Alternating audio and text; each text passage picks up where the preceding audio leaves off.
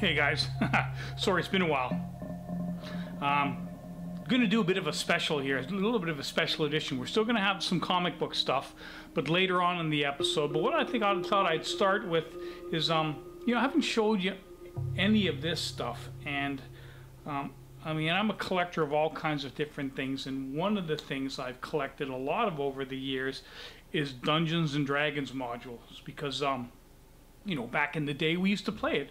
Me, Jose, we used to play quite regularly. I think Mike played later on with this, although I can't be certain of that. But again, over the years I've collected it, I've kept it. I tend to keep my stuff in very good condition, so as you can see by a lot of this stuff here, we're going to you're going to see it's in very good condition. And surprisingly, at the last Fan Expo, which is now like over a year ago, there was actually a couple of dealers that were selling vintage Dungeons and Dragons material, and you know, this stuff does go up in value. It's actually some of the modules are going up in value substantially. For example, I saw a gentleman on eBay who was selling a copy of a module called oh, I forget the name of the module. It was, I believe it was Slave Pits of the Undercity, but it was still in the shrink wrap. He was asking $300 US for it. Now, I think he's a bit dreaming to think he'd get that much money for it, but this stuff is going up in value. So I just thought I'd show you some of the stuff I've collected over the years. Now, there are different campaigns. For example, this from Dungeons & Dragons had different campaigns. For example, you could do the Ravenloft campaign, which is more of like a gothic horror. You had Al Qaedin, which is kind of a Middle Eastern, kind of Baghdad type of, you know, campaign.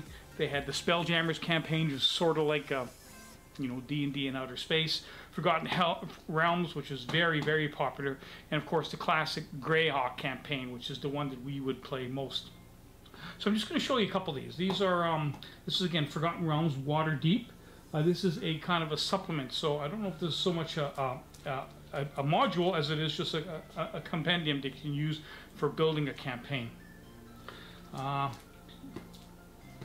Lost Tomb of Maritek, again, very nice module. This one's in very good condition. Actually, I don't even know if I opened it. No, I did, definitely I did open it. I've got it in a board, but I've got these two here, Lankmire, the Rogues of Lankmire, and Cutthroats of Lankmire. These ones, it's interesting because they're still in the shrink wrap.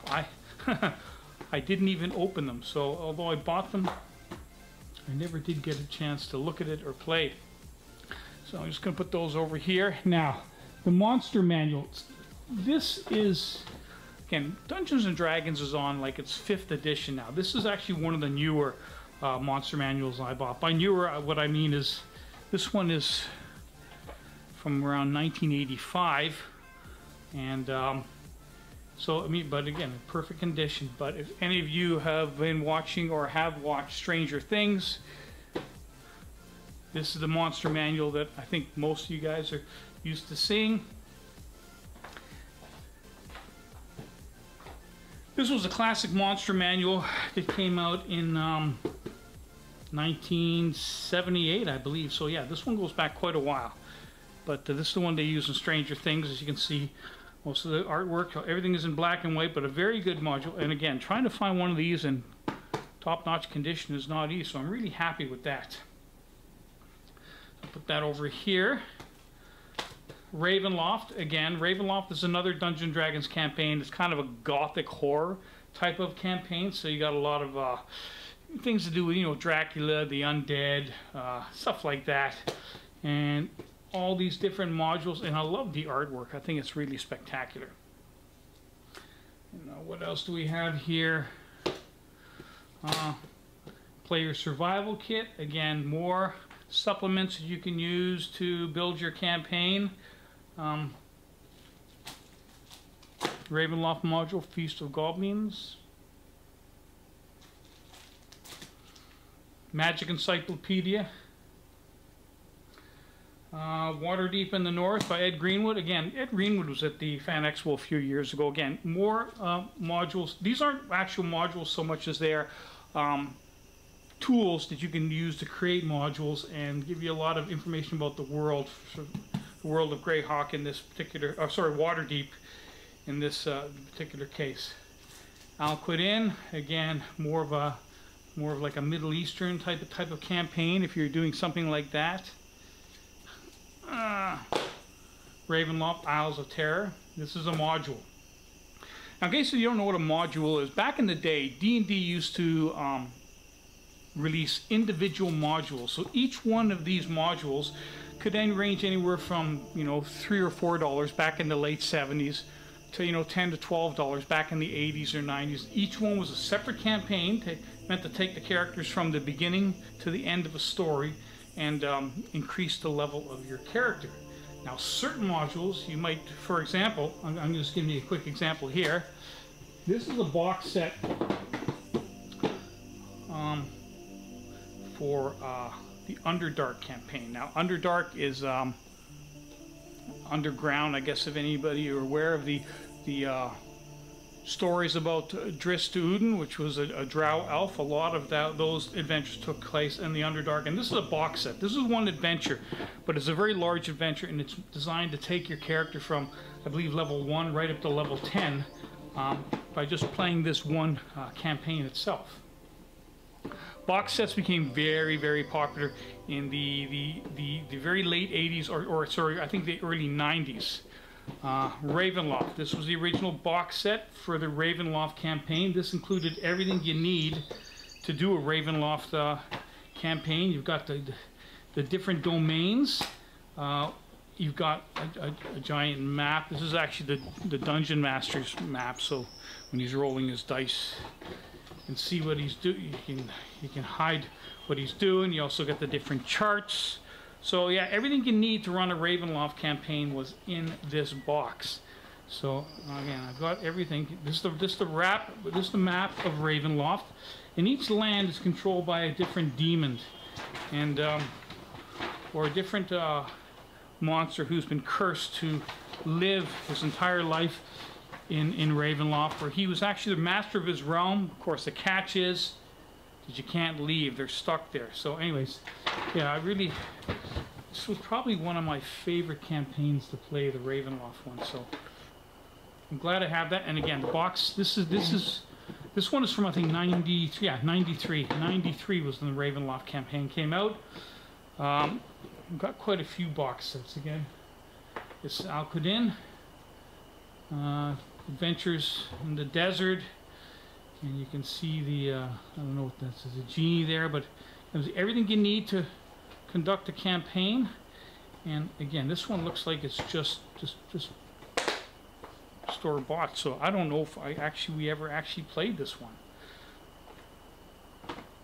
What else do I have here? Dungeon Master's Guide. Now, I used to have the original Dungeon Master's Guide. I don't have it anymore, so this is one of the newer edition Dungeon Master's Guides. By newer edition, I mean this one came out, I believe, in 94. So yeah, this is some of the newer stuff. Put that over there. Now we're going to get back to some of the earlier stuff here. These are modules.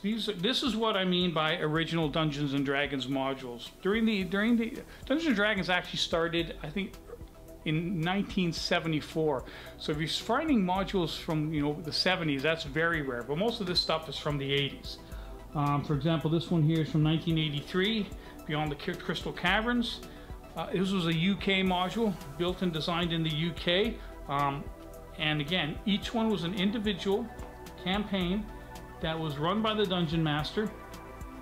And you could tell what levels it was for, because each adventure it tells you what level the character must be to play. 4 to 7 in this particular case. Slave Pits of the Undercity. Again, another level 4 to 7 module. This one is not in great condition, but again, these were very well used. We used these all the time back in the 80s. And this one is from 1980. So we're talking about a dungeon module that is, you know, it's 40 years old now. So it's really getting up there. Now, Dungeons and Dragons has changed quite a bit since the way it used to be played in the 80s. First of all, if you want to play these modules now, the game, I think, like I said, is in the 5th edition. you need to convert these modules so they are compatible with the latest edition of Dungeons and Dragons. Now, there are websites online to do that for you. If I can find a link to the website, I'll include it in the information below, or maybe just as a part of this in the video. I'll try and find some information, but you can still use them today. But again, because the rules have changed so much, it's going to require some amendments to how these ones are played. Forgotten Realms Horde campaign. If you're doing a campaign with, I think, armies, this gives you some information on how to do it. Again, and it's not so much a module as it is a player's tool or a dungeon master's tool. Again, another original Ravenloft module, Ship of Horrors. I think the artwork there is really spectacular. And Book of the Crypts. Again, an accessory, not a module in itself, just an accessory that players can use. A lot of information there, but yeah. Advanced Dungeons and Dragons. Again, this is another UK module, imported from the UK. Dark Clouds Gather. Another adventure. This one's for characters from level 7 to 9, as it states right at the top here. And got a Greyhawk adventure here. I used to have a big map of Greyhawk, but that's one of the things I don't remember. I don't remember what happened to it. I can't seem to find it anymore. Now, again, another campaign, Spelljammer, more kind of like D&D in outer space. If any of you remember from back in the day, there was a D&D module called Expedition to the Barrier Peaks, where the adventurers actually discover a spaceship, and inside the spaceship there's robots and they're using laser beams and stuff. So they decided to create an entire campaign setting based on that concept from Expedition to Barrier Peaks, and it was called Spelljammer. So it too came with a box set, the original campaign. You could buy a box set. I have it here somewhere. I don't know where I put it. It's probably sitting in my storage locker somewhere. Gazetteer, Northern Races. So if you're doing you know, a campaign that kind of like the Vikings and stuff, again, this is a an accessory for players for creating that campaign. Forgotten Realms, Endless Armies. Okay, again, this is another module, a standalone adventure for characters 4 to 8. And again, another one. Forgotten Realms, Ninja Wars. So yeah, so whether you're doing the, you know, the kind of the Japanese thing, or you want to do the Gothic horror, or a kind of an Arabian setting in the desert, there are modules for whatever you're interested in. Ruins Under Mountain, again, another box set, a Forgotten Realms campaign. This is a box set, but a campaign within itself. And it doesn't tell me what levels it's for, but I'll just give you open here, let you see. Ruins Under Mountain. You get all the different maps that you're going to see, that you're going to use during this campaign. And again, something like this would be designed to play over the space of a few weeks, maybe even a month.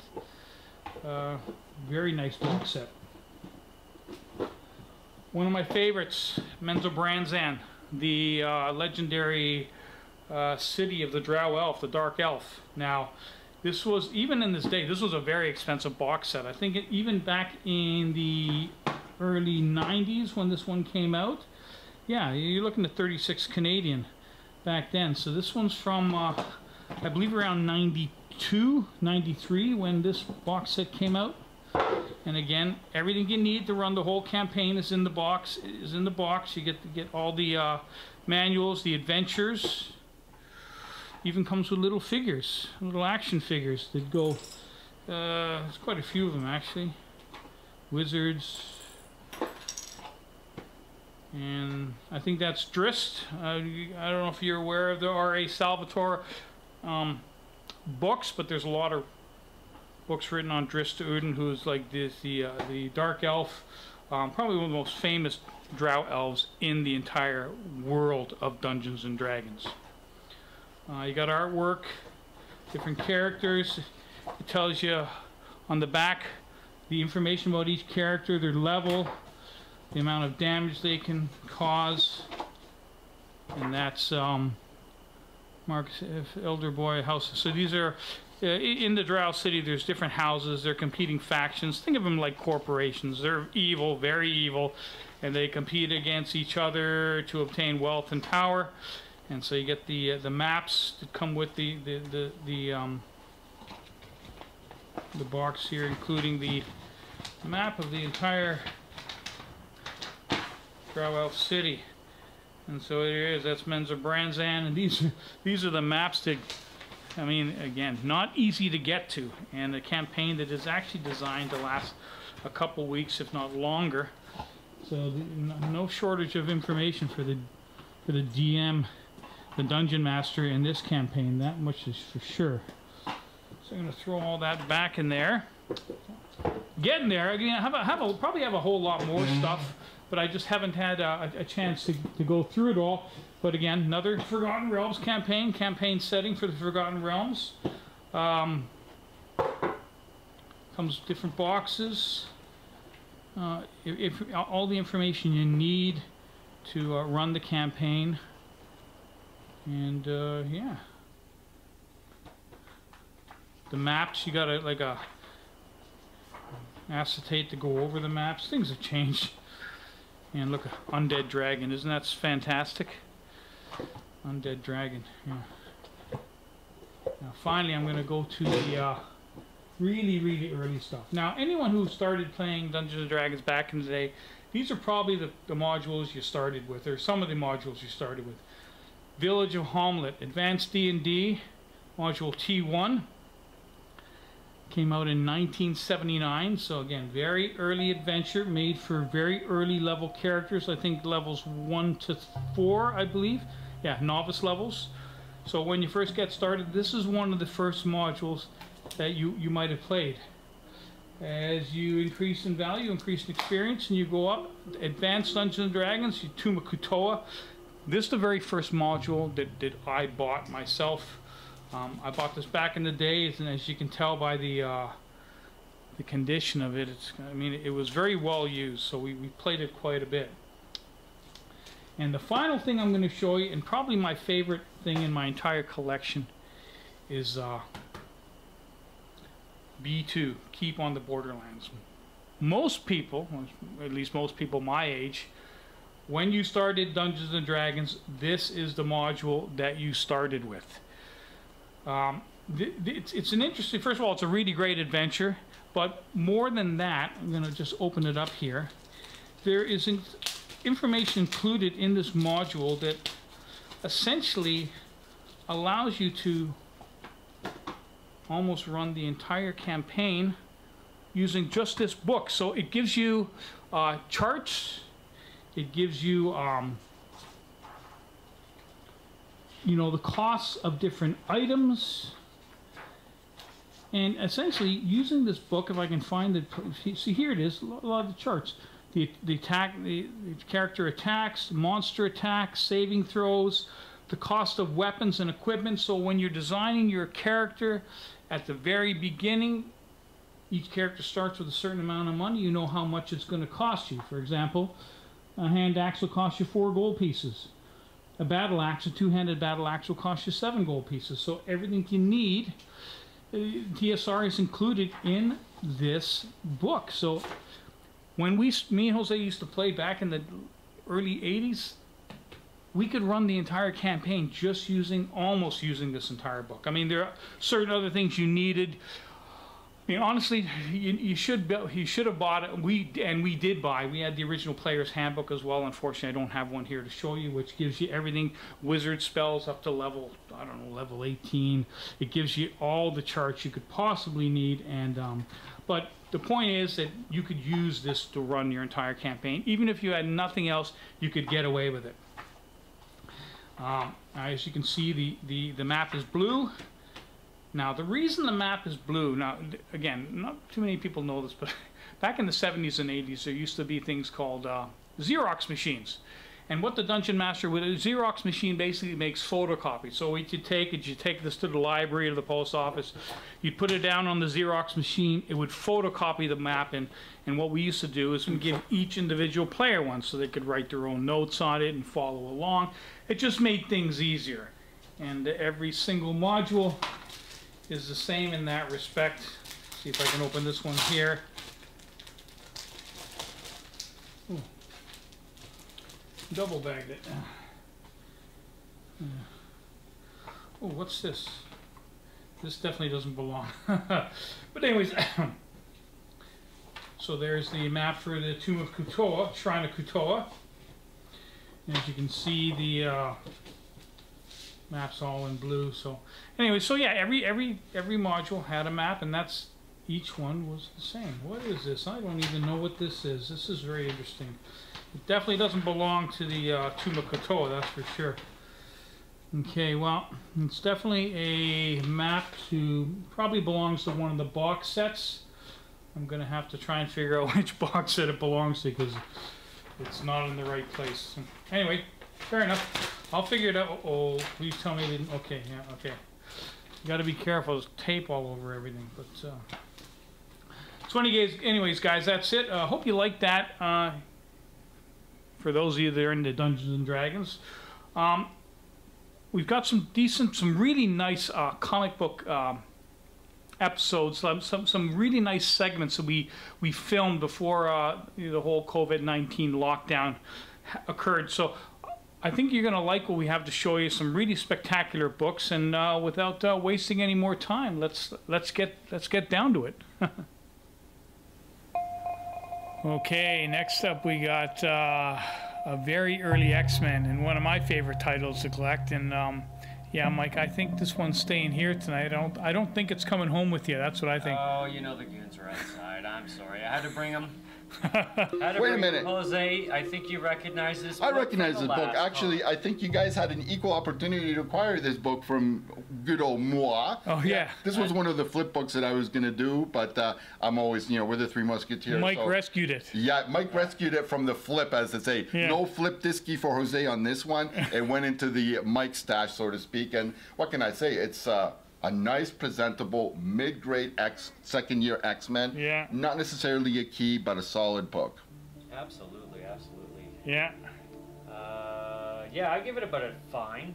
Yeah. 6.0. So the price paid, you gave me a friend deal, so it was like 45 US. So yeah, $60 if I remember correctly, yeah? The Realm saying 135. At a 6.0, yes, that's going by eBay sales. Sure, you can kind of get close to that, in and around there.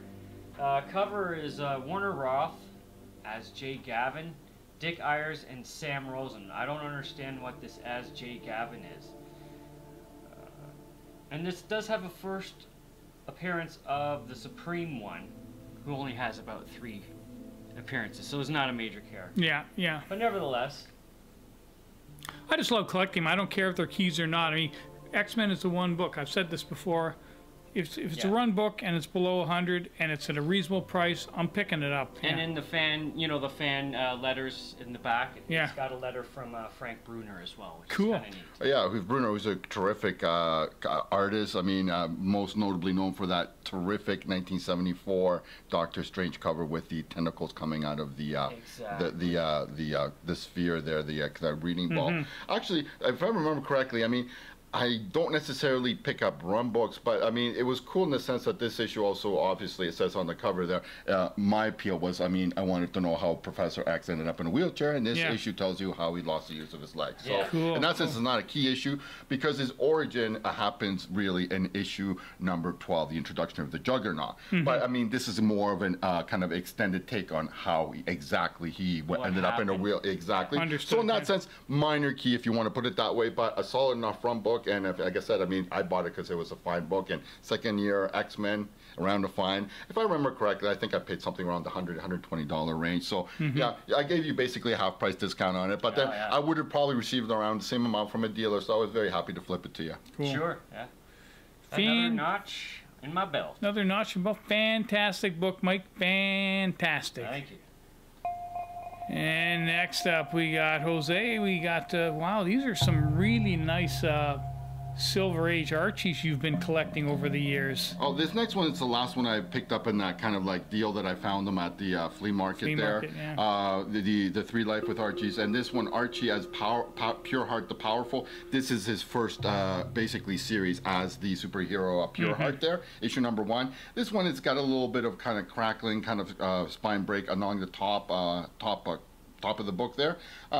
So I think it's about a 6, maybe a 6.5. So fine plus. So not too bad as far as that's concerned. But you know, lots of cover appeal there as far as that's concerned. Fair market value for something like this, Pure Heart the Powerful. If I was guessing, something around $75 Canadian, $60 to $75. Yeah. I mean, again, I picked it up I think for $10. So.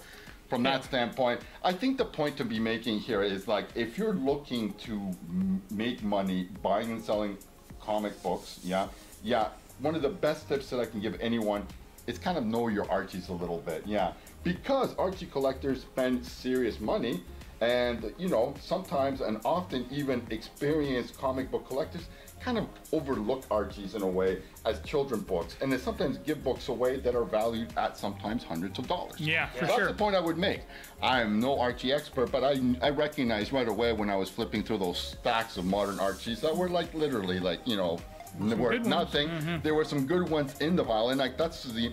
I can't brag about too many, you know, finding nuggets kind of among a sea of, you know, coal. But like I said, you know, finding those 3-4 books like that was kind of cool. For sure, yeah. Yeah. So these next couple of Also Yeah, just yeah, got I think yeah. easily a 6.5. yeah, easily, Hard yeah. on that. Yeah, this is a an Archie's Pals and Gals Giant issue number 10 from Follow 61. Okay, so it's got some serious age to this one.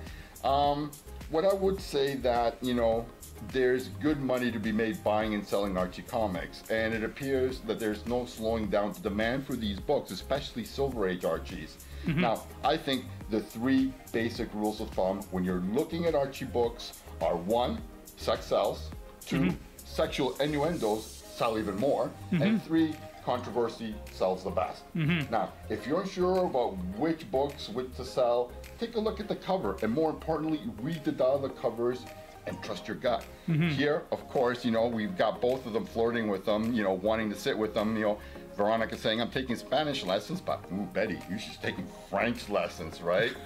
So again, an innuendo cover, okay? Yeah. Fair market value for this book. Again, this one, I mean, I'm into it, I think, if I remember correctly, about $50. 50, yeah.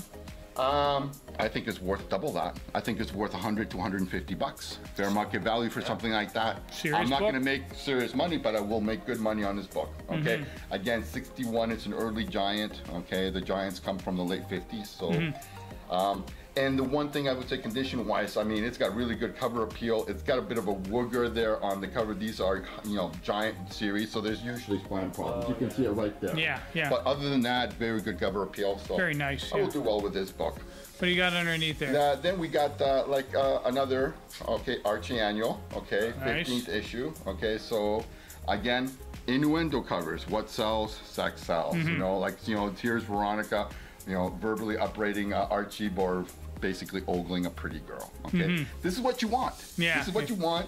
This is what the market wants. Yeah. This is what you're gonna feed the market, okay? Yeah. Give them what they want, and they'll, this one, grade-wise, it's a little bit, like I said, you can see like general wear over the red of the Archie title there. Yeah. If I'm grading this book, what do I say? 4, 5, 5, something like that. I would say a In that 5. range, yeah. A very good find, something like that. Again, it's, you know, a late 60s annual. I should do okay with this book. Sure. Again, I think I paid $25, $30 for this book. I think fair market value is something around $50, $60. Cool. Yeah. That's a nice book, yeah. I mean, you can see the bit of a tear, but still, hey, considering the age, I got no problem with it at all. Yeah. Is some? I think is there one more underneath there? That's it. No, that's it. Okay, those are fantastic books, Jose. Thanks for bringing them in. Yeah, so again, find the sexy covers and you'll do well. Yeah. Wow, more than presentable copy, early X-Men, number 15. Not akin to itself, but if memory corrects me wrong, this is second appearance of the Sentinels. You can't go wrong there. You cannot go wrong there. Fantastic. Oh, Mike, where'd you get this? Great battle cover. Collector dealer at the dealer show. I had spoken to him after I'd spent all my money. So At the Toronto Comic Book Show? At the comic book show, he had that there the next time I was there. Did you know what you were buying? A low number. A low number X-Men. A low number X-Men on my run. This also has the origin of Hank McCoy, Beast. That's He's always told good. in this. Original X-Men, yeah. Yeah. It's the first appearance of Master Mold, who has in total 36 appearances throughout, all the way up until 2013. No, he is a recurring minor villain, yeah. So you know. But you didn't point out the biggest thing, which is the biggest cool factor as far as I'm concerned. This is Second Sentinels, man. Second Sentinels, yeah. Yeah, so that's a awesome. major nemesis of the Major X-Men. nemesis. Yeah. Yeah. So again, December '65, I paid $45 Very reasonable. US for that. Yeah, for sure. What do you think about a VG copy? VG Plus? I gave it a fine, but you're probably closer to right. I should probably It knock looks a that little off. bit It's kind of little- worn there's with a little bit worn there. Now crackle. that I look at it, you're probably right. I think it's something But about a still- 4 or 5, maybe a 5. Yeah, and again, you're easily looking at what, $150 for something like that. So literally Canadian? half price, $100 you know? I would be comfortable with as far as a fair market value. A dealer selling this book and that Yeah. grade, it's kind of like, you know, a lower mid-grade copy for Second Sentinels, and you said like Origin of the Beast. It's kind of like a key book. So I mean, a little unusual. You're concentrating on the runs, but you know, when you're filling up your runs, man, You you're fill gonna out the runs. Eventually, it's gonna happen, right? yeah, it's gonna Eventually, happen. You're gonna get to a the key kind here of and key there. book. Yeah. So you know what? This is an excellent pickup. Very happy with that. Yeah, Mike, your X-Men collection is really getting very, very impressive, and you're blowing me away, that's for sure. But then again, you guys are both been blowing me away lately. Well, I've been focusing on Yeah. it. I know, like, you know, Jose's got a broader Yeah. range of stuff, and I've just been Yeah. my solid 5 that I always my go-to. Yeah. So you know. But in my defense, I just bought a Mackie Pro FX 10-channel mixer board, and that just set me back $300. Which will time. be used to actually produce music for background music for our videos eventually. Eventually. At some point. That's a great book, Mike. Thanks for bringing it in. Okay, next up, we've got 2 beautiful gems by Jose. And you found these out in the wild, and I mean really out in the wild, if I'm not mistaken. Well, if you guys know me, I'm a voracious reader. Like, I'm constantly reading books, so I haunt, like, used bookstores and stuff like that. And actually, I mean, like I said, I'm after moving in with my sister's place a few months ago. I've been going through some of my parents' stuff, like, and I'd forgotten I'd bought these things 10 years ago at a used bookstore. I remember correctly. It's like thinking, it's like, wow, I forgot I had these. Now, what do I have here? These are going to be 2 issues of Comic Cavalcade. Okay, this is a Golden Age title, okay?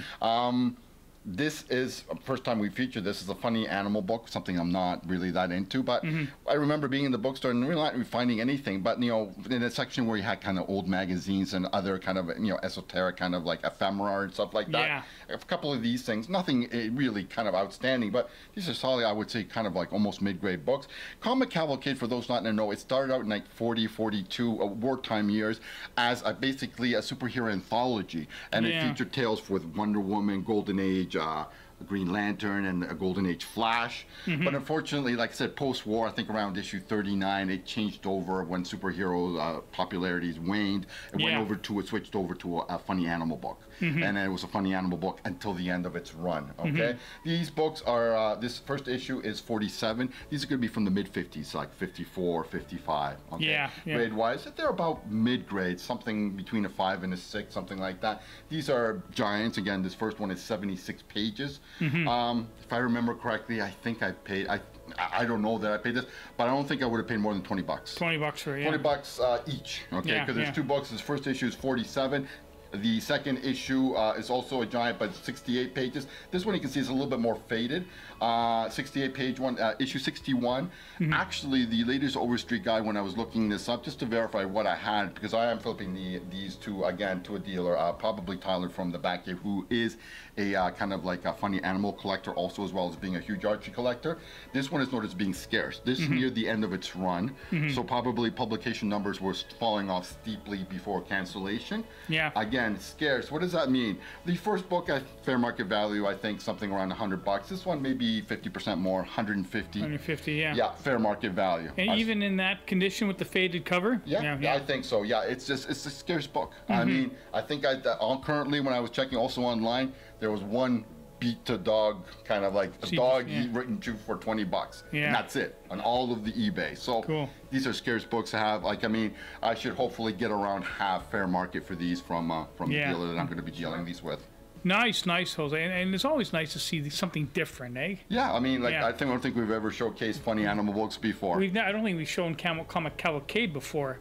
Yeah, it's a great title. Like I said, I mean, for people who were kind of in their know, it was kind of like a B title. If you couldn't afford mainline Golden Age Green Lantern, Golden Age Flash, Golden Age Wonder Woman, you bought the Cavalcade because they were cheap. Yeah. Now, after the last few years, no, they've gone up. The kind of World War II Cavalcade superhero books in any kind of condition are actually selling for quite a pretty penny Yeah, now. I guess Were so. these ever made into characters ever made into a I have cartoon on no, television? I 'Cause have they no kinda look knowledge familiar of to that. me. Yeah. Maybe I just remember the characters as a kid. No, I mean, the television would have been in its infancy back in the mid-50s then. So, like I said, whether they were developed into cartoon characters on, I would say no, but I mean, I wouldn't know either. So, but a very interesting kind of like windows into something from yesteryear. It's not really a kind of like superhero collectors. There are very few, funny animal collectors, but like I said, I'm flipping them to a dealer whose collector base actually enjoys this kind of This kind of material. So stuff, I yeah. should get a reasonable amount of return, especially for my price point on these books. Fantastic books, Jose. Those are great. Thanks for bringing them in. Hoy hoy. So anyways, guys, that's it. I hope you liked that footage. Hope you liked what you saw there. And if you do, leave a comment. We'll always respond. May take us a while, but we will respond. And leave your comments. And again, we're going to be back to shooting regularly, somewhat soon, hopefully very soon. And until then, see ya. See ya. Priority 1 message from Starfleet coming in on secured channel.